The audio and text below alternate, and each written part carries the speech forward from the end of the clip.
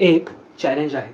जर तुम्हाला बिझनेस आणि स्टार्टअपमध्ये इंटरेस्ट असेल, तर या एका भारतीय ब्रँडचं नाव ओळखा. तेही फक्त 3 हिंट्समध्ये. Hint number 1.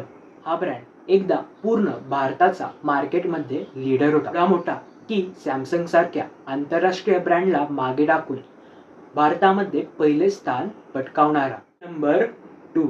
एका चुकीच्या आणि चायनीज ब्रँड्सच्या वादळामुळे हा ब्रँड जवळ-जवळ शून्यावर आला.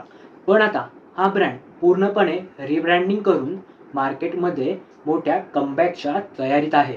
आणि हिंट नंबर 3. याचे को-फाउंडर आहेत राहुल शर्मा आणि या ब्रँडच्या नावाचा अर्थ एका अत्यंत सूक्ष्म किंवा छोट्या गोष्टीशी निगडीत आहे. काय आहे ब्रँडचं नाव?